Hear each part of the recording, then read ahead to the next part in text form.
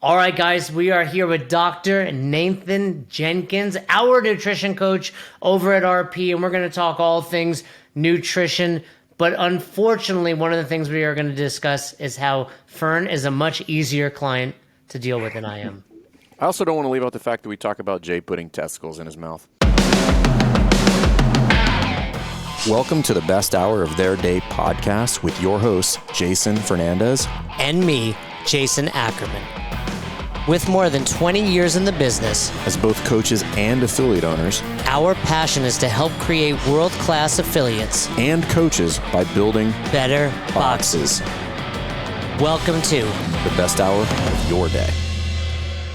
Dr. Nathan Jenkins, a nutrition coach with Renaissance Periodization, RP. And we want to talk all things nutrition with you. And by the way, he's helping Fern and I a little dial in our nutrition somewhat unsuccessfly. Oh, man, I think you guys are off to a good start. Yeah. I'm crushing it. Who's doing better, me or Fern? I'm going to go with Fern only because he's not texting me or emailing me asking about, like, how to fit testicles into his diet and stuff. What did you tell me about testicles? Here we go. I hate to start off with anything that might begin to even inflate your ego a little bit, but I'm going to risk it. Go ahead. And tell you that, go ahead. He's like, hit me. You asked me about organ meats, which I guess you've jumped on that bandwagon, which is fine. And you're like, how do I track organ meats? And I'm like, at this point, I've been asked a lot of questions to the point where it's like, very rarely do I get a new question. But that's just like, okay, that's one I haven't heard in a while. And I did something that I try to train clients to do, which is Google it. So after I Googled it, I sent you a link to a Google search to then, I'm joking, but actually using the right search terms of how to find this information. But when I looked at the macros for things like bull testicles would be the right term. And human testicles. Human testicles. Oh, Jesus Christ. And like liver and kidney, and I can't remember all the different organs that I looked up, but I was shocked to see basically they meet all of our same definitions as like lean, any other lean meat. So meaning like relatively low in fat and high protein. So yeah, I was and remain surprised by that. You were impressed? Were you impressed with my dedication to eating? No, that takes a lot. To eating the organ meats. I'm not sure that impressed is the word. You keep using the word. I don't think it means what you think it means. Yes, there's a level of like, wow, you are committed to this, aren't you? Like you really don't want to give up. I guess are you on a streak of like how many days have you eaten testicles in a row kind of streak? Well, I mean, that's personal, but no, I don't necessarily eat them every day. I'd like to have some organ meat, some liver, some testicle, some heart, some tongue, bone marrow throughout the week. Now, is there some supposed health benefit to those beyond the macronutrient value? Is that the reason? I haven't asked you. Who knows? Who knows? And that's part of what I want to talk to you about. I'm totally. I don't know. I've heard that there's, that to me. I don't know. You guys have had on some guests on the show who are very much into that whole world of like organ meats, but for me, it's like seems a little bit of like a fad, a buzzword kind of deal, and I'm not as. I usually just honestly, anytime I see something like that, I just blow right past it. I should probably look a little bit more into the supposed benefits of organ meats, but I'm going to be hard pressed to say like, hey man, I'm big on just sticking to the fundamentals. To me, I equate that to like, hey, you guys might be a little bit skeptical or dismissive of something that's like, I'm going to get you your muscle up in 7 days or something like that when you can't even do a strict pull up yet. For most people, I'm like, hey, let's just start with the basics, right? And it's the same way you would for like basic, CrossFit movement coaching. Yeah, I think I'm very much about with nutrition. I think the organ meat carnivore thing it's a tool. I don't think I think just like everything in nutrition, it's like, do you understand it and in what context you should be using it? You probably should have some organ meats in your diet, but if that's all you ate, we could probably by definition say you'd be deficient in some other things. I think Jay just likes testicles in his mouth, but that's a whole separate topic. So Yeah, he did tell me Fair that I am for sure the easier of the two clients, Jay. I could see that. So this is part of what I want to talk about. Okay. I've been using my fitness and tracking for almost a decade, and completely understand macros and all that stuff. And then we start with RP, and a lot of that has to do with timing, but it's not just straight up macros because it's similar to what we coach at level ones with the zone, right? Like you're focusing on your primary macronutrient, not factoring in, okay, meat might have some small amounts of fat or even carbohydrates, etc. So it's not as simple as like, well, with my fitness pal, I just scan or search for the food I'm eating. So that took me a little bit of time to get used to it. I'm still, quite honestly, struggling with it because you have to do a lot of like math in your head. Yeah, or like with there's that macro calculator tool that I share with clients. But yeah, so that the method of counting, I would say that actually, if you look at go back to the zone model of how they and it's all laid out there in the level one nutrition section. There are some similarities with how with one-on-one coaching at RP we set up our templates in that we treat each macro category as like the foods that are in this list or meet these certain criteria that we use to define as a lean protein, a healthy carbohydrate, or healthy fat. With one-on-one coaching and those templates, we do not count what we call the ancillary macros, or like the trace amounts of, for example, fats in, say, a piece of lean chicken breast, or the trace fats in whole wheat pasta or something like that. So you would just count the macro for the category that it's in. Now, I need to clarify though. That's the I don't want to get too far in the weeds with this, but that's the approach that I'm using with you guys because that's just how we have these templates that are, it's Microsoft Excel based. It turns out once you get used to it to be a very simple way to run a template based macro diet protocol with some technological advances with the new RP Diet app, which is what most of our clients across the board with RP are using is the app. It is set up so that like it's got a barcode scanner and it does count all the macros in any food. And so it's almost like if each individual meal that the client is prescribed, you can take like if it fits your macros type approach and build out a meal using literally anything. You get your carbs all from Oreos and your protein from fish if you want. Like that'd be the weirdest meal ever, but right, but you could. Whereas we kind of take a little bit more, I wouldn't say limited, but there's a list of recommended foods on the template that hit each of the categories that we use for our for one-on-one coaching. So yeah, it does take some getting used to. And I spend a lot of time with onboarding clients to like, if they're used to if they're used to counting macros a certain way or come from a background of like MyFitnessPal or something, it can be an adjustment for sure. What's one of the toughest things you deal with when onboarding people? Like Jay doesn't know this, but I straight up told him, I was like, I'm not using those templates for like at least 3 to 4 weeks. Oh, so you didn't try to dig in right away, Fern? No. So what are you even doing? You told me that you were going to take it like a little bit at a time and gradually work it in. Yeah, so this changes things. Like, yeah, I have more questions because I'm trying to actually do it. Like, no, you're just a dummy. So let me explain. So I am going to do it, right? But I know, so behaviorally, I know what I will and won't do, right? So what I told him, I said, hey, I'm not even going to look at these numbers yet. I said, simply having to turn in my weight to you means I'm going to start looking what I eat. So I started eating a little less here, a little bit more there, and started doing all that. And I said, I'm just going to hold that because I know by doing that, I'll probably be a little bit restrictive in nature just by just looking at what I eat and making some better decisions. I said, I'll lose a little bit of weight. I lost a little bit more than he would have liked in the first week, I think. But so I think how much did you lose at the beginning? I think I dropped like 6 pounds in the first week. Yeah, within 2 check-ins, which is like 4 or 5 days. It was like, yeah. Well, that's just an indication of how far off the rails he was before starting. No, not really. I mean, so I went from 188 to 182 and a half, and then and then about 2% body fat, and I'm like hovering at the like 183. I've been 183.6 for like 4 consecutive days. Right. So it's that's pretty normal. the fluctuations up or down by that magnitude are pretty normal in the beginning.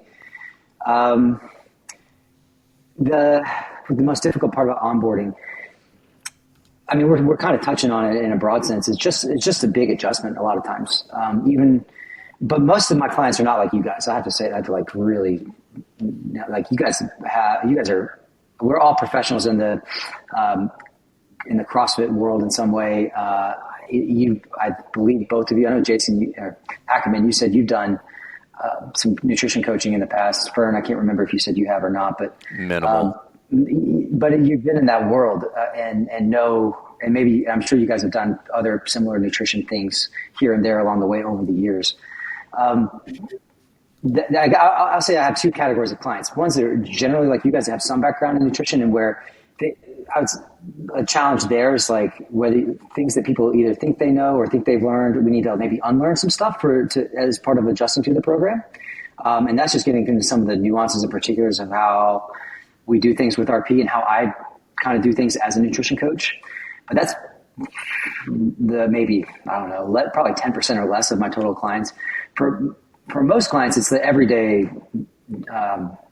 For most of my clients, specifically within RP, mine are your everyday CrossFitters. Now, RP is not limited to just CrossFitters. My niche within the company is for people who train CrossFit, because I'm most familiar with that kind of methodology. We also have other coaches who specialize more in like bodybuilding and physique and powerlifting and other strength sports. But there's another guy, Colin. He and I are kind of the two CrossFit guys, if you will. Well, I was going to say, like, even though I do have that background or have some education there, if you will, it doesn't make me immune to that process. And that's where I was kind of going with what Jay's question was, is like, I was not going to dive right in because I would have just failed immediately. So I said, my process was just create some awareness, then quantify it, then I'll change it. Right. So the first thing I was going to do is pay attention. And then I was going to figure out what that looks like without changing any of the intake. And then probably around like week 4, once I do the quantification, I've got like a pretty good baseline. This is consistently what I'm intaking. Then I'll figure out, based on the numbers that you gave me, where I want to factor that in so that I can do it without having these huge adjustments in my lifestyle, at which point it'll probably be sustainable. But yeah, you sent me, and I honestly haven't even, I think I opened the spreadsheets once, and I was like, I'll get there at about week 3 or 4. That's fine. Well, and I think too, Fern, that actually, even though, okay, so I think everything you just said screams, I am a professional coach and I've done this kind of thing with other people. So you're applying what you have learned to be like a good model for changing stuff to yourself. Most of my clients have not even a tenth of the self-awareness that you just outlined, right? To know, like, and so a lot of my job is to coach people through exactly stuff like that. So it's like, it's very, very, very common for people to be completely overwhelmed. And then that's as far as they get and don't know exactly, don't even know where to begin as far as actually how to effectively implement the change. And it sounds like even if I hadn't known about like your intake process and say, okay, this is how I'm going to go about this, you would gradually, like on your own, just like take to the program eventually. And we'd start, in our, you might be able to send like a 1-word check-in, like, here's my weight today. That's it. And then I see the progress, right? Right. With clients, the more I know, the more in those check-in emails, the more I can respond and meet them where they're at, which is like my biggest thing with each client. Just meet them where they're at and say, hey, like, so it is definitely, and whether this is right or wrong, I don't know, but it's what I do. And I think it works. It's worked well. That initial email that I send is like a deluge of information. And I even it's a lot. And it's like, you're going to need to spend some, I even told Ackerman, like, hey, do me a favor and just spend some time reading through this before you start asking questions. And I didn't ask any questions that you covered. You did. You absolutely did ask great questions. So in fairness, you did. So it's like, but then it's all right, let's see, what are you, and then we just go from there. So like, usually it's like that first week or 2 is a lot of back and forth with like, okay, here's the things I'm confused about, or here's some things that are just going to be really difficult for me to either give up or make a change. And I don't like to use that term give up. I'm more interested in talking about like, what are we going to add to your diet as opposed to take stuff away.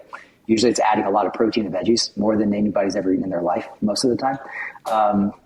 But, talking through some of those things, and then absolutely, even though I'll give a lot of information all at once, by no means do I expect every single person to make all of those sweeping changes all at once. I'm very big on changing one variable at a time.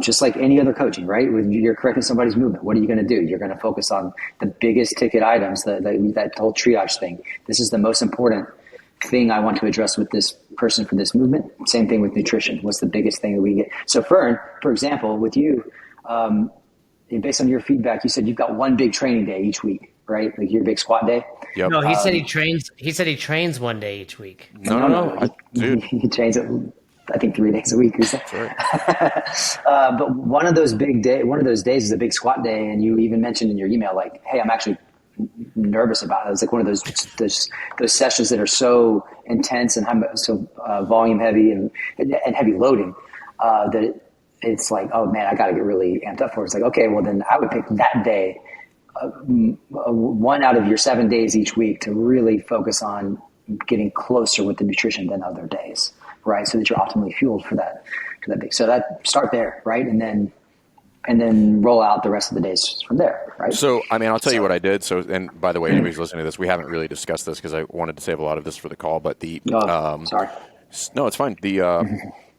So I kind of told you this when we started. I kind of like naturally settled into something that's like a quasi intermittent fasting kind of protocol. So I'll eat breakfast, and then I typically won't eat anything throughout the day, and then I'll just eat dinner, and pretty big breakfast, pretty big dinner. But knowing if I'm going to start having any sort of uptick in training, whether it's going to be some steady state cardio or more heavy lifting days, that intake is probably not going to be sufficient. So I just started with like trying to get like a protein shake in the middle of the day just to get more calories, more protein in, and then just be a little bit more cognizant about intake. And like, again, that's my process, and I will get to the point where I look at that, and then I'll try to make the tweaks based on, okay, I'm pretty happy with this. This isn't going to require any sweeping changes in my diet. And this is the part that I think is important.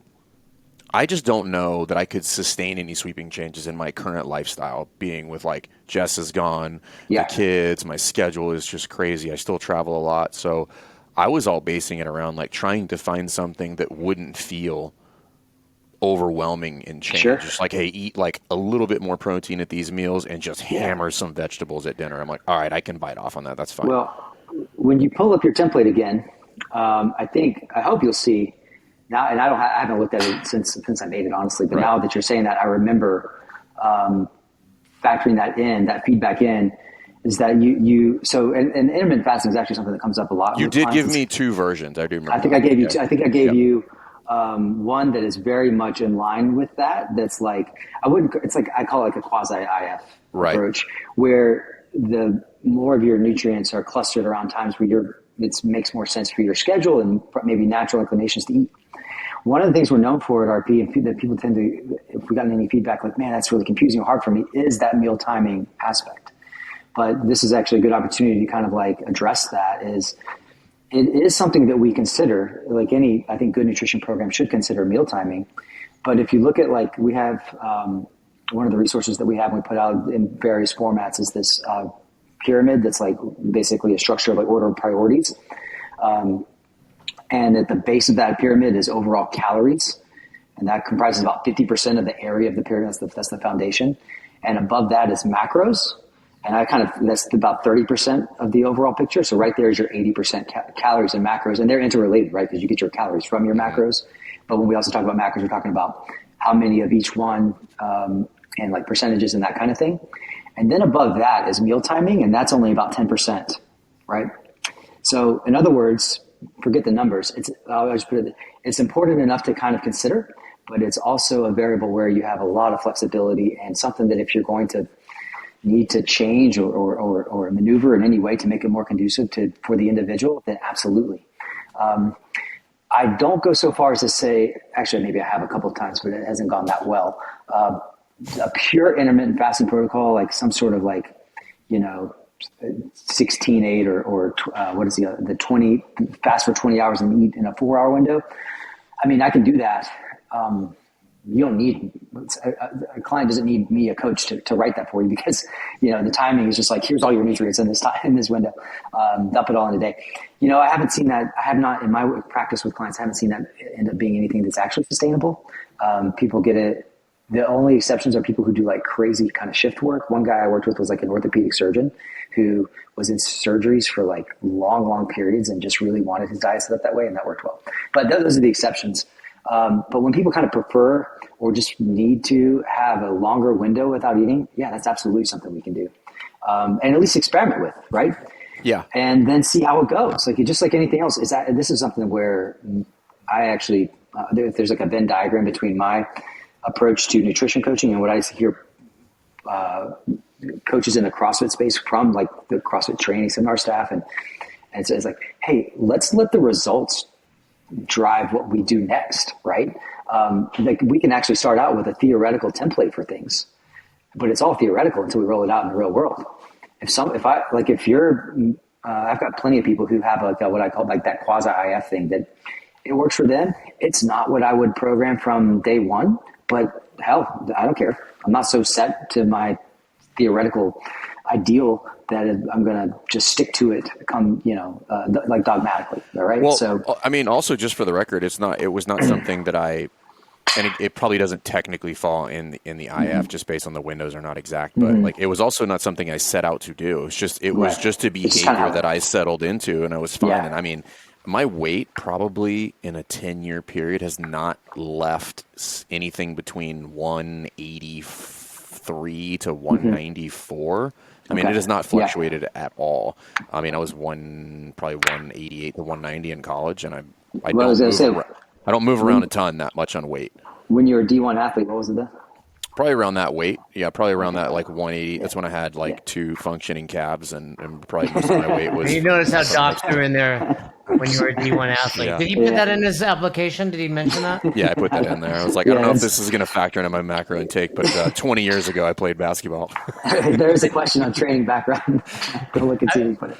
I feel a little better though hearing this from Fern, because I felt like I was failing, but I think accidentally I've kind of done what Fern did, and we're traveling this coming week, and that's kind of like impeding. So you're just like, okay, I'm just learning a lot, and I think a lot of what you're suggesting and what Fern is suggesting is, a lot of people try to, whether it's with fitness or nutrition, like too much too soon and then quit. So I think it was really smart of Fern to be like, well, let me set myself up for the future. I know in 3 months, if I can still be doing this, it's better than doing it for a week and a half. 100%. And stopping. So, I've not been perfect with my numbers, but like Fern, I used to like intermittent fasting. I still do, but I also know that might not be the best thing for me. So I've, consistently been doing like the 6 meals a day, consistently doing a protein shake, the casein protein at night.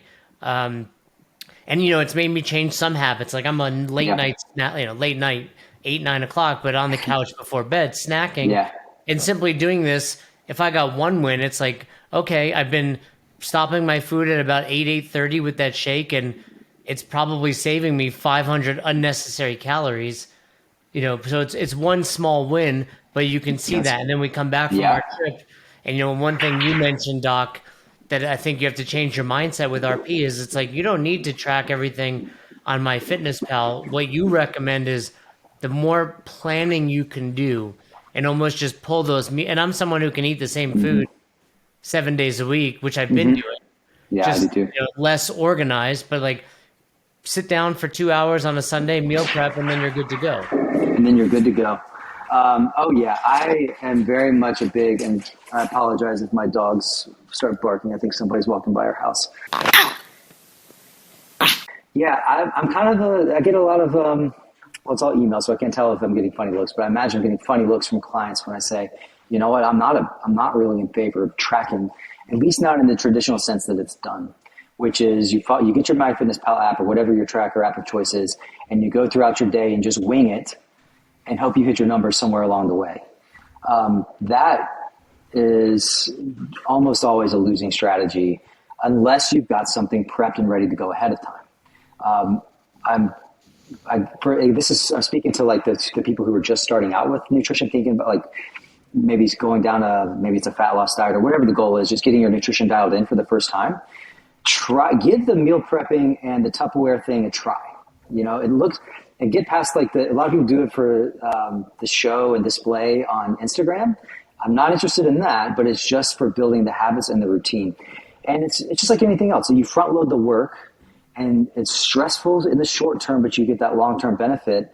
When I say long-term, I'm talking about once your week gets going and you got work and you got kids and you got all these obligations, you're all over the place. And then when it comes time to eat, that you're removing that friction and that pain point. When it's time to, all you got to do is go grab the stupid meal that you've already done all your portioning and counting and everything, heat it up in the microwave for 2 minutes, and you eat it, right? As opposed to well, how am I going to get 30 grams of protein? There's nothing ready. It's a whole disaster. That's where I was going to go. Is even the concept of prepping has what I would consider to be multiple levels of progression. So just me personally, I'm just due to my mornings, right? So my wife's gone. Yes, my in-laws live in my house, but so I get up, I do breakfast for everybody. I make Logan's lunch before we go to school. I work between 5:30 to 7 before it's get the kids moving. Chaos. Before the chaos starts. And then prepping for me, when I was just okay, I'm gonna go from not eating in the middle of the day to eating something in the middle of the day, and that looked like some high protein jerky or a shake, and I was just make sure I grab those before I leave out the door.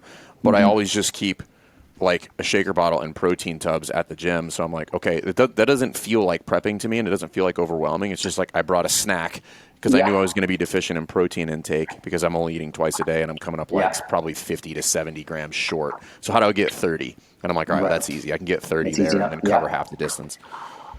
Yeah, but just the big thing there is just thinking ahead a little bit, right? And having options available for you when you need them.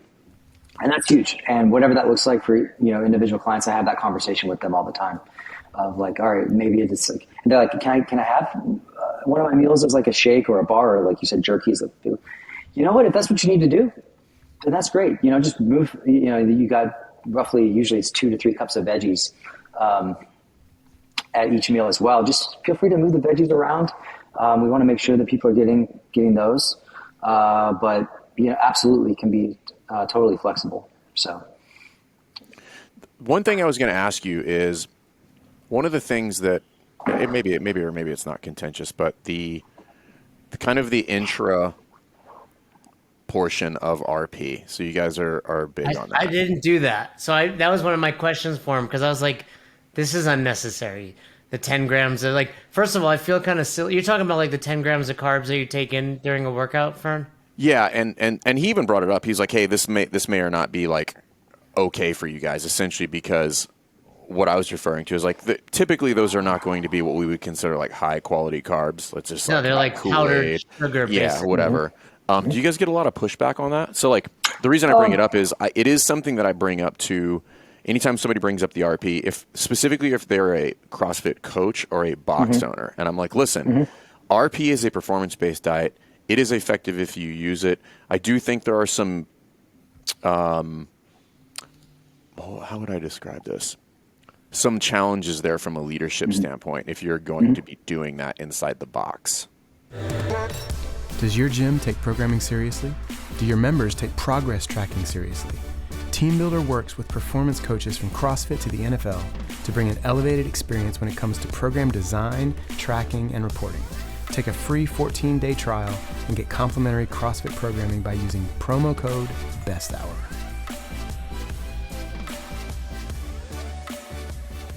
Yeah. So what we're talking about is the Intra-Workout Shake, and that is a high GI sugar.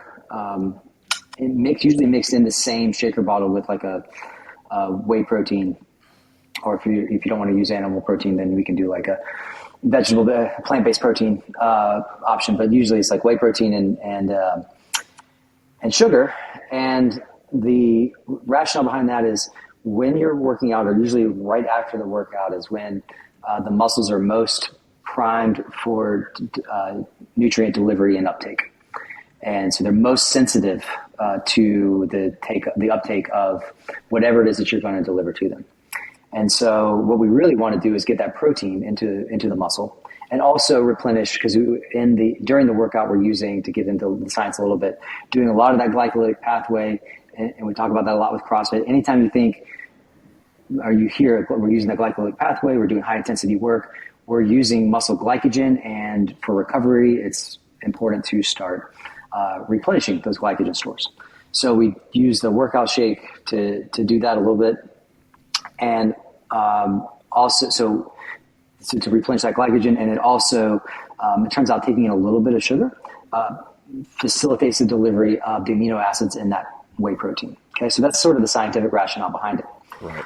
The pushback that you hear from those who are like really, really firmly in that absolutely under no circumstances any added sugar camp, my response to that is I do appreciate where that comes from, because let's face it, I mean, we are at a societal level, there's just a drastic overconsumption of things like Gatorade and sugar sweetened sodas and so forth, and it's a huge problem. Candy, whatever, like just excess sugar intake is a huge issue,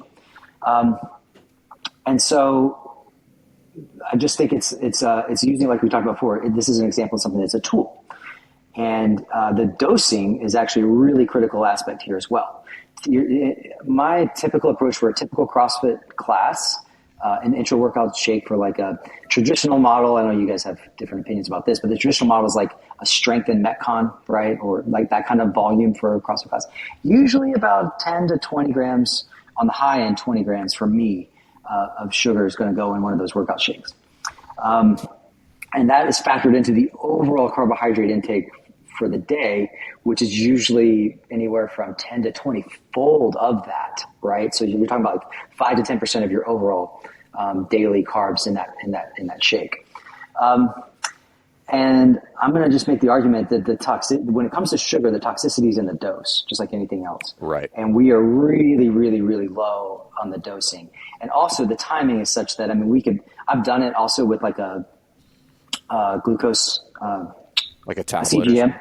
Well, I've done like measure the glucose response, and I've never personally on my own body, I've never seen a big spike where I'm super concerned. You see the big spikes with like, 50, 75, 100, like something. Think like a dessert or like a candy or like a two full Dr. Peppers, a full ass soda, yeah. And that is without the accompanying physical activity where you're utilizing those sugars, right? Right. So that combination is which is the toxicity. Yeah, and I think, and I actually brought it up. So like I'm not actually in disagreement with the science behind it, but I bring it up because it is a point, and I do think it just requires a little bit of context, and it is worth unpacking. Which is like, hey, there is an aspect of this that is scientific in nature. It's not just like, hey, sugar's good, but I think it should be taken into overall context of what you mentioned earlier, which is a lot of people, specifically in a regular gym or a CrossFit gym, are dealing with some sort of kind of like weight loss battle in a lot of instances. And, going back to where you stated before, by its very, definition, pre, intra, and post are timing portions of that, not going to be where you're going to start. Yeah. And I think it's just awareness about that, and then just having a little bit of, just exactly that, situational awareness about how and where you do that, and ways to kind of, because what I have seen, and the reason I kind of brought this up is somebody else sees you do that. They have no context on what you're doing. It's like somebody watches you do a training program. Like, I'm just going to do that portion of the training program with no overall education on the background, how you got there, all that kind of stuff. And all of a sudden they're smashing Gatorade in the middle of the workout. And they're like, this is good for me because it restores my glycogen. And I'm like, that you don't, it's like somebody who says, buying these shorts is a tax write-off. It just drives me insane. Yeah. No, I wouldn't recommend like the liquid versions, like a big ass bottle. I mean, what I put in people's shaker bottles would be like a quarter of one of those bottles. Like one of those full bottles might last the average CrossFitter like a week of workouts, right? So that's why I always recommend the powders, because you can just weigh it out. It's a lot easier. Right. But the other kind of point, like the other side of the coin, if you will, the broader point that I'm trying to make is, for the everyday gym goer, I make those shakes optional. Like people don't want to take them. They don't have to. A lot of times I don't use one. I like to eat my carbs and eat my protein. So I put a lot of it towards meals. If it's a big, like on Fridays, we tend to have a much higher volume workout. Just call it fuck your Fridays. And it's usually like, it's a lot of times it'll be something like the linchpin monster matches with like 3 or 4 workouts compressed into it. They're really fun, but it's just really high volume. And I kind of feel the benefit of a little bit more carbs on those days. And I'm not stopping in the middle to drink let me go get my shake, right? It's like more in that for that recovery afterwards. But too, so they're completely optional. And also my personal bias on this, if we have a lot of wiggle room of how within the RP coaching staff of how we do things. I think if you were to look at my nutrition programs relative to some of my colleagues, the amount of sugar that I put in those workout shakes is much lower than the standard. Because I do have a little bit of that bias towards more like, I like people to get their carbs from the healthy carb sources more so than these powders, just if possible. I just think it's better to eat them. There's a lot of good stuff in the sweet potato besides the sugar, besides the carbohydrates, even though it's the same molecules as in the powder. And I think like vitamin A and all this other stuff, I think there's value in getting that for the average person. Where we really start to turn the knob up on carbs in general, and specifically the high sugar, high GI carbs, is for the more athletic populations where they're really training high volume, multiple sessions a day and kind of stuff. And that's simply because it gets difficult to get in all the carbs. If you got somebody at like 400, 500 or more grams of carbs per day, because that's what they need to support their training volume. That is so many carbs. That would be right. It's delicious, but it's like, how are you going to get all that from sweet potatoes? Cinnamon Toast Crunch is probably the most ideal. The most ideal carbohydrate. An entire wedding cake. It's funny you mention that because, I think with any new nutrition plan or just changing your diet, like you feel it during the workout. And especially what I was doing, which was way more high fat, lower carb. We did a workout, I think it was last Monday, and it was like 3 8-minute intervals. No, it was 3 intervals that were taking between 6 and 8 minutes, right? And I just felt my body tanking. And I don't know why I had like raisins in my bag, but I grabbed them and I was like, I'm not going to be able to go again. It was like, you had a minute rest once you finished to start again. And I just threw like a handful of raisins in. But I think, I was like, man, this is tough. But a lot of times it's just your body's changing its fuel source. We're still kind of like, because we're not being perfect, maybe some days we're under fueling, some days we're over fueling. But it's all of it is just, I think as a CrossFit trainer, a coach, I've put out there before, like if you're a CrossFit coach and you don't follow a nutrition plan, you shouldn't be coaching. Like you need to understand this. And that's not saying that's awesome.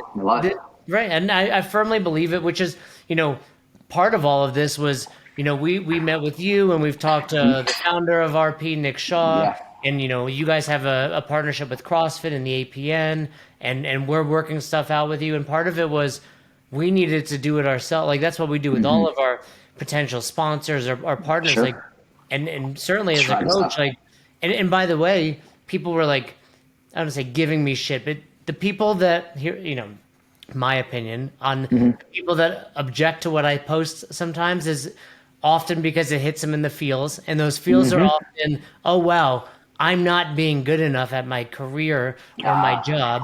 And so they're like, well, F this and this and that. I'm like, hey, I didn't say the plan has to be RP and perfect macros. Your plan can be, I'm going to eat whatever I want 7 days a week, but have a freaking plan. Have a plan. Because you need to know what that looks like when you have troubled clients like myself pinging you, like, Doc, like, this is a pain in the butt. Like, you need to understand that.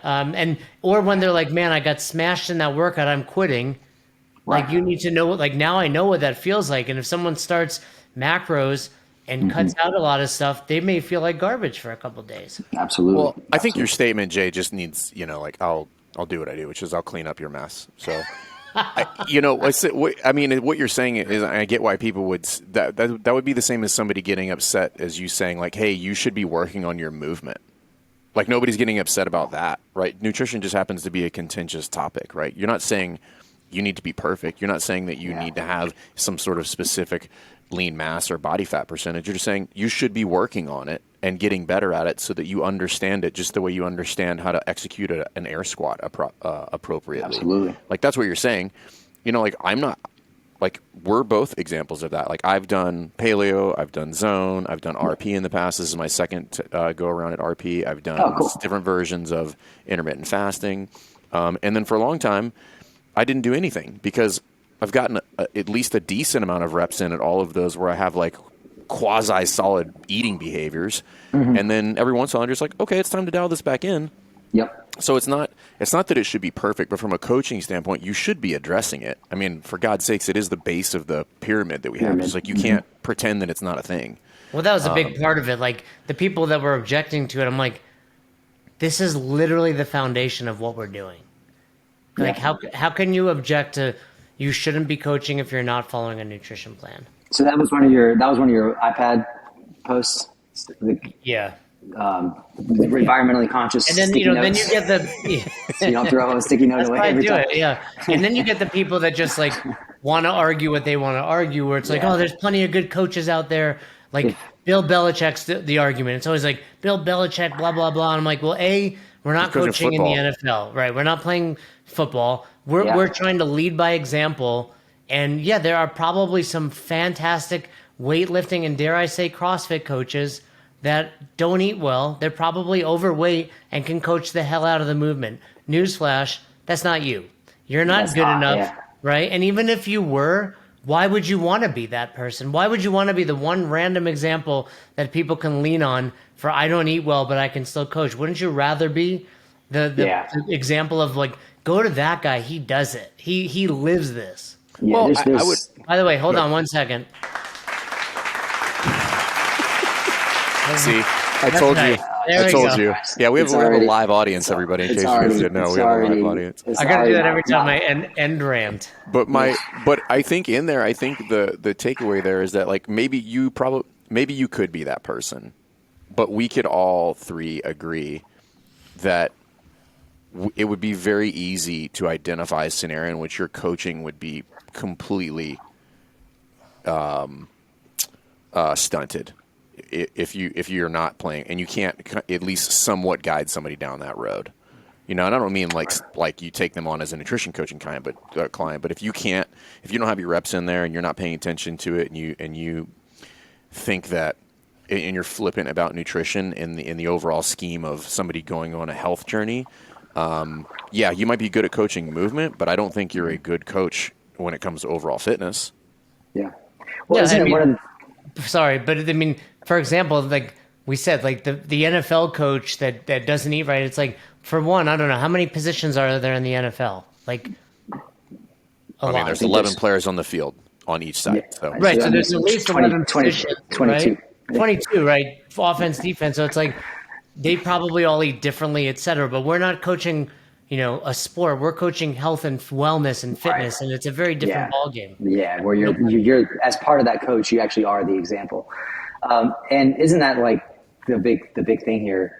As a professional coach, you should always be trying to, like, better yourself in some way, right? Like, and I found that to be true. Like, well, for me, that's something that's been resonating with me a lot lately is because I've just stepped away from my longtime profession as a university professor and now exclusively doing nutrition coaching. I talked with you guys a little bit about that when we met up at the games. And a big part of that transition is like, okay, if I'm going all in on this career, this is profession, I've got to level up myself as well. So that would be a challenge to put out there to any CrossFit coach. If a nutrition that's like a low hanging fruit in terms of like an area for growth and development as a professional. If that's something that you're not already working on, then like you guys said, that's the foundation. For me, I'm fortunate, like that is the niche within the broader CrossFit world that I fall into, but I'm always working on something to get better. That was the reason I went and got my level 2 last month. Right now, I'm not actively on the floor coaching on a regular basis, but it's part of the grand plan, and at that seminar, man, I'll plug that for you guys a little bit. Not that you need it, but man, you get so much good feedback. You get so much. It's hard to not. It's hard to overstate how much you take away from that.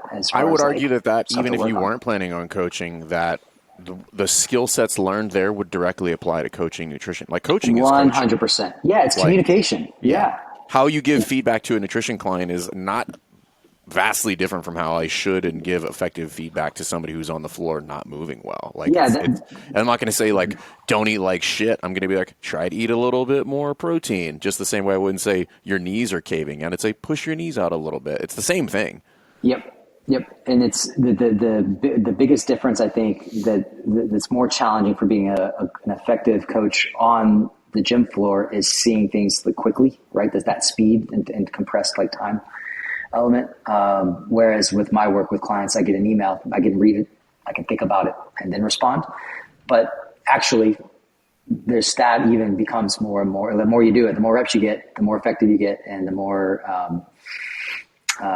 efficient you can be in the way in which you give feedback, and you can use fewer words and all that stuff that you guys bang on the L2 participants too. That was the feedback I got. It was like, man, you're using way too many words to correct. I'm sure that happens a lot. No, it was just you. Oh, okay. That was the only one. Yeah. Hey, I want to bring up something controversial before we wrap up, Doc. Oh, perfect. Okay, hit me. So I'm going to say it, and then we'll talk a little bit about it. Ready? It's controversial these days on the internet. Eat meat, vegetables, nuts, seeds, some fruit, little starch, no sugar. Keep intake to levels that support exercise, not body fat. CrossFit reposted fitness in 100 words, and people lost their minds specifically about the first two sentences in regards to nutrition, but also about things like routine is the enemy, or what constitutes, basic gymnastics versus master's gymnastics. But, since you're in the nutrition space, you're a nutrition coach, why do you think people got so, uprooted about this? Something that's been involved in CrossFit for nearly, Fern, you know when that came out? 2002. It's exactly 2 decades. That article was written in 2002. Yeah. So 20 years ago, Coach Glassman wrote something, which, by the way, 99.9% of the population could never do. Write something that in 100 words, redefines fitness, but also is very, tangible and measurable, observable, repeatable, etc. And people lost their minds. Well, you know why? Because nobody likes a reasonable stance. Like, that's quite literally about as reasonable as a take that you could have on nutrition. Like, regardless of what protocol you teach, paleo, zone, like, if we really stripped away some of the specifics, most professionals would be like, yeah, I don't really disagree with much in that statement. No. And my thought was, like, all the people complaining who have obese family members, coworkers, friends, children, it's like, if they did that, you'd be like, this is amazing. You're so much healthier. You look so much better. All these things. But people, like, and I don't want to get canceled, but, it's like people just jump to one thing, and I don't want to even mention it because immediately people jump down our throats. But the bigger picture is like 41% of the population is obese. Right. Anything else you're going to point to, cool. It pales in comparison to the fact that nearly every other person you walk past is considered that's obesity. That's not just overweight. That's obese. Yeah. And you are, unaware of this because you primarily hang with fit people at your affiliate. Right. Go to the grocery store, go to the airport, go to Disney World, and you're going to see go to Walmart, and you're going to see the real world. So it's like everybody's jumping like, this isn't fair because of X, Y, and Z. It's like, let's just focus on the fact that your neighbor's obese. Yeah. Probably one of your parents is obese. Anyway. Yeah, it's a huge thing. I think the original question is, what was so controversial about that statement? I don't know, man. I've gotten I just get tired of all I don't want this to be like a non-answer, but I just get so tired of big fights on the internet, and I try to really regulate my consumption of that. So when I actually saw that happening, I think it was specifically in response to something that Mike G posted, right? Or he posted it and then it got shared. Well, it was from the CrossFit Health I didn't account. see that. But yeah. I might be conflating a couple different things, but I think the fight was within. This is something that maybe could be addressed going forward too. But it's like within the CrossFit world, people who are literally on the same team, people fighting about the little stuff, like majoring in the minors, if you want to call it that. Like, and I think it really comes down to that no sugar thing. Well, people and then, CrossFit highlighted it or put it in red, right? But like, yeah, and but the other aspect of it is no one's saying like you have to be perfect. Like, look what you've done on this call with Fern and I. You've not only said, hey, you have permission not to be perfect, but it actually may be better for you. It's actually expected. My in advice, fairness, you didn't tell me that. No, well, what I literally tell clients is aim for about 90%. You told me 102%. You said, look, this is false. You said you're looking a little thick right now. Do you have a Dwight Schrute button on that machine you have? It's false. False. Yeah, so I tell people to shoot for 85 to 95% as the sort of target for adherence. And the reason is that when you try to go from that, to close that gap from 95 to 100%, there's a tremendous increase in the amount of stress and neuroses that kind of come along with that. And again, I start to worry about sustainability. And this whole conversation, we haven't really talked about my favorite thing, which is like the long-term perspective, and begin with the end in mind. I have this mindset, this thing that I call the 2X mindset, which is whatever time frame that you have signed up to work with me, I want you to be thinking double that. And then once we think, so like in you guys' case, where do you want to be? I know you signed up for 3 months, but where do you really want to be in 6 months? Let's set our sights on that and let that guide our decisions. And then once we nail down the 6 month time frame, let's think about 2X again. Where do you want to be in a year? Where do you want to be in 2 years? And so on. And the most effective coaching terms that I have with clients are really is where the client really buys into that mentality. And then in the 3 months or 6 months or whatever it is that I work with somebody, becomes a runway to long-term success. And that's really what, the more I dial in my thinking and my professional efforts on that, the less time I have for all this controversial shit that I see on the internet. I'm just not interested in it. I don't engage in it. I don't argue with people on Instagram. And when I see it, I just kind of like tune out from it. So, but when I saw that and I turned it off. And occasionally I'll get people like sending me messages and asking my take on stuff. Like, again, this no sugar thing is something that people really, really get hung up on. But to just go back to what we were talking about a minute ago, those of us who use it as part of our nutrition plans, first of all, there is an evidence. There's just a tremendous amount of context for that. That's really, really important. There's a scientifically defensible reason for it. But by definition, we're talking about supplements. That's in the supplement shake, right? And supplements, going back to the pyramid, the RP pyramid, that's at the very tip top of the pyramid, 5%. Right. Really not important. Something that's completely, we can just push to the side and not even worry about it and still cover our bases.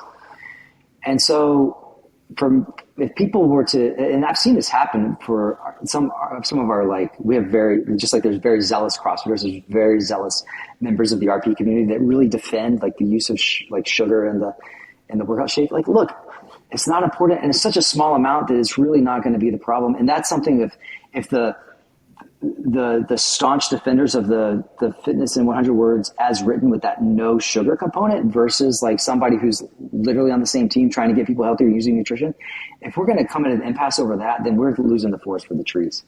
And I think that's just I think there's so much more in common about our general message, whether it's RP or really any of our competitors, or just somebody that's in this space that has a little bit different take. If you look at the particular, let's say the fundamentals of what we're all doing, it's really a whole lot more similar than it is different. It's way more similar. So I was going to go with this. Zone and RP are really similar. Zone and RP are similar, but even you're like RP's not that far off of paleo, and you can look at, you can do paleo with RP. People right? Do it. Right. That's basically. I mean, I've added a little bit of like sprouted bread, but like you have like whole wheat pasta, this or that. And I'm like, okay.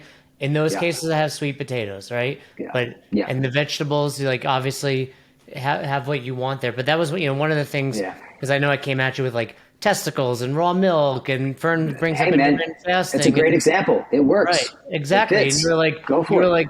You sent me the macro breakdown for testicles, or you're like, try raw milk and see what happens. And ultimately you're aware that not only you have to enjoy it to some, it's kind of like training, right? Like we say, like the X factor is it fun? And now there's always going to be aspects of nutrition that aren't fun. Like I want to eat cake just like everybody else, but you have to find the things that it's like, if you want to eat testicles, here's how you can do it.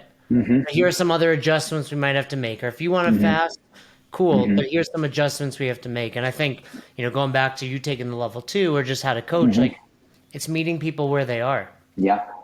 Well, I think a good place to kind of button this up is very simply what you said, which is like we agree, and most people agree on 99%. And this 99%. Idea that we just, for whatever reason, can't find common ground because we disagree on a single aspect of overall nutrition is just silly. And just be like, hey, we're on the same team, dude. Like we just have a slight disagreement on this portion, which probably with context applied, we would agree there too. 100%. It's just like people are just like, we just want to fight about shit. And I'm like, or we could not fight and we could all be like, we're actually on the same page. We just have like a slightly different approach to this. So let's all just march in the same direction instead of, pretending it's fun to fight on the internet. Man, I'm a big believer that rising tide raises all the boats. Well, I'm going to sink Jay's ship. So with that being said, everyone should be following a nutrition plan if they're coaching. That's something I said. But whether it's RP, who by the way, APN partnership. I know that's. I don't know if that's not technically correct. Is it APN or just official partner? I don't think they're in the APN. I think I think they're official partner of the games. I don't want to misspeak there. Yeah, I think currently the most correct thing to say is that we were the official nutrition coaching platform of the CrossFit Games this year. Gotcha. Yeah, I don't believe they're in the APN. Yeah. Gotcha, but still, partnered with CrossFit, so CrossFit's clearly supporting you guys. I know when we spoke to Nick, and I've seen his posts, you got your certification out.